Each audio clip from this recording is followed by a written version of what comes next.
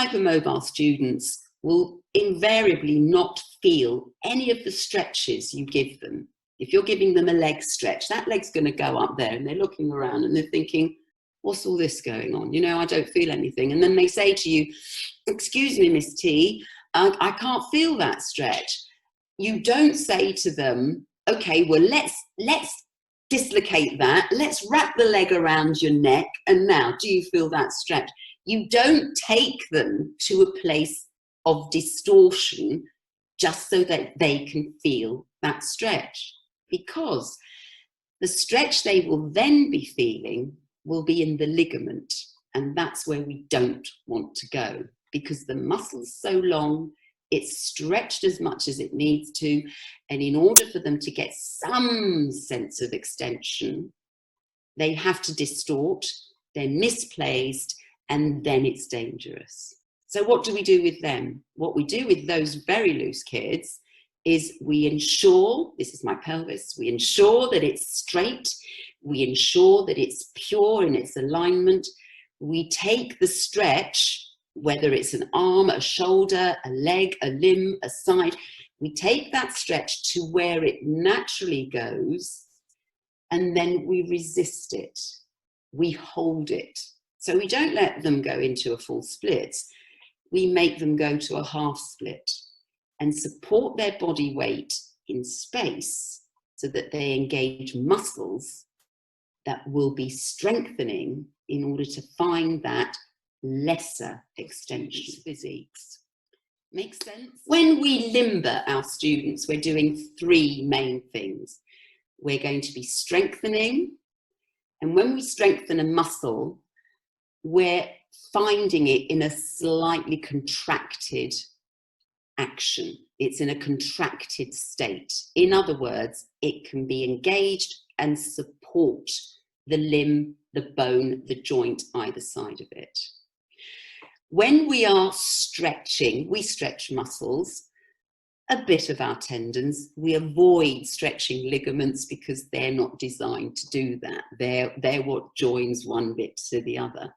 We stretch, we lengthen, and we extend. They all mean the same, but if you never use a word other than stretch, you're not going to get the concept and the understanding of what you're aiming to do when you stretch your leg, when you stretch your arm.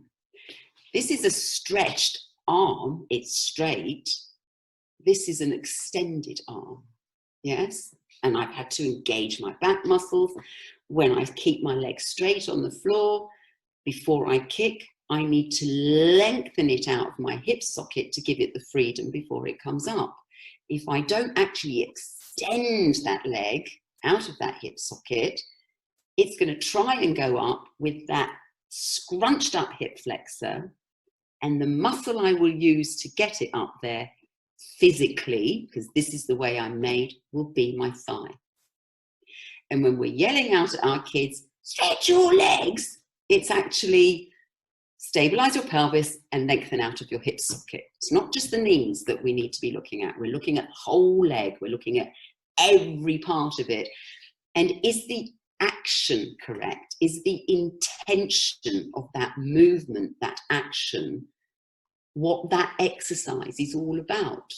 So consider when you're doing leg stretching, it's really working on finding what it feels like. It says stretching. In other words, it's continuous. It's not leg stretch or stretched legs. It is about making that action continue. Your leg stretching exercise in grade 1, lying on your back, goes 1, 2, 3, 4, 5, 6, 1, 2, 3, 4, 5, 6, 1, 2, 3, 4, 5, 6, 1. Did you see what I did on 5, 6? I just gave it an extra little, right? So that that last extended part triggers my retraction. I'm not doing what all of your children do, and every single grade 1 kid in my life that I have taught, this is my legs, they go 1, 2, 3, 1, 2, 3. You know, they have a little sleep, they look around and see what their friends are doing. They're not continuing. That energy hasn't been used properly. Yeah. So if you think this is something I'm talking about a lot lately, we're talking about energy. We talk about force of movement. And in the introduction to this, it's all about the use of dynamics. So the dynamic energy we are using in a leg extension is slow and sustained and continuous. It's not sharp, immediate, and held. It goes, it goes, it goes, and then it continues back. So you don't actually stop that energy. All you do is change its direction. So I've got energy going out and I don't stop, I just redirect it to that backward line. If I'm going from my extension into my kick, my energy goes out and it goes out a bit more before it goes up. So my energy just changes direction. If I'm doing a kick, the dynamic is thrown on the way up and controlled on the way down. It doesn't stop until you get to advanced one when we want you to do controlled kicks. And that's because you're making a statement that is dynamic and check me out and isn't this fantastic? Because you're in a tango and you're passionate there. This is different to that, where you get that gadoing and down. Think about your kicks in grade 3, where you have the da da da da da da da da da da, and the music goes la da da. It doesn't go dum bum bum. There is that continuation in the melody. Insight to how we get the music for the exercises. I'm apologizing if you already heard me say this. The team, the choreographic team, create the work with the intention of what does this exercise intend to teach the student? What is the aim of this exercise?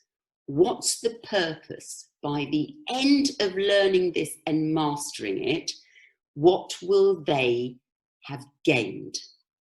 The purpose of that exercise in particular is to get the slow, sustained extension, to give the accent in the dynamic, katang, and then you've got that little rebound where the leg's gone ba-doing and down. So we know the dynamic of a kick is thrown on the way up and controlled on the way down. Yes, that's your kick, kick, kick. When we get to the 4 continuous ones, what we're trying to teach them is you've lengthened it out and then you're going to relax. This is my hip socket. You're going to relax in your hip so that you've given me all that length and that extension out.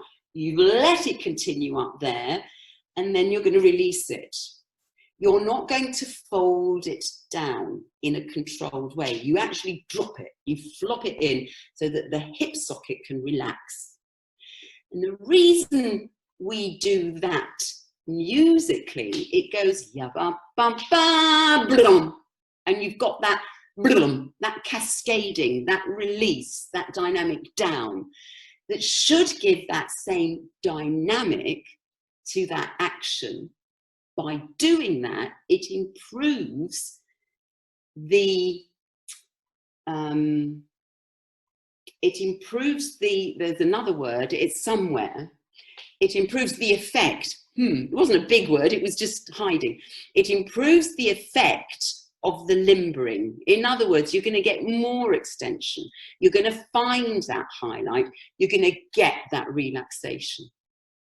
And that goes on again, second side, and then it goes da da da dee dee dee baka dun dun baka dun dun. So your legs going digang, bibang, yeah, and you've got that is your leg whacking into the height, and then it's exploding out of your hip socket again, so that you can create more space in that hip socket to give you the control as that leg comes down, so that your thighs aren't dead at the end of it because you freed up that hip socket, You've lengthened the leg out beyond the norm, and you've then made, these are my awful feet, you've then made your hamstring take the energy so that leg can go flying up with ease.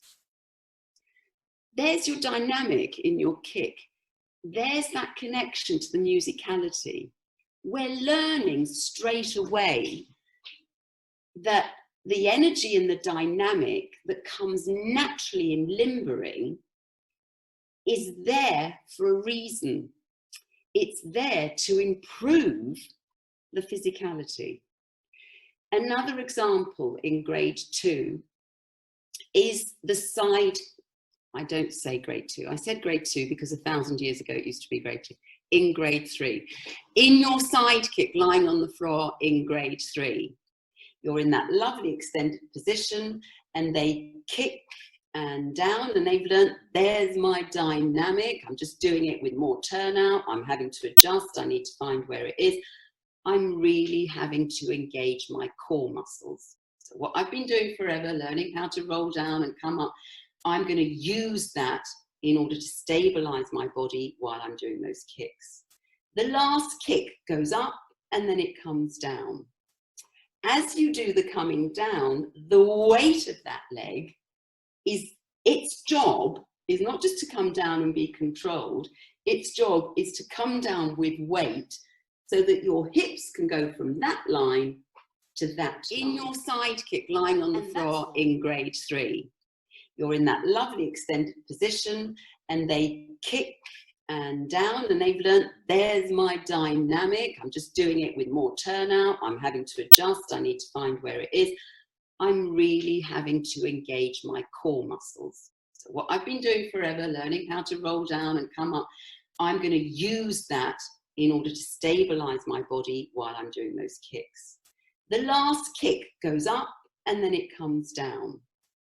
As you do the coming down, the weight of that leg is, its job is not just to come down and be controlled, its job is to come down with weight so that your hips can go from that line to that line. And that's why you tuck that underneath leg just as you're coming up. Yeah? That energy is there in the music. The mechanics of floor work are being set up. Anything that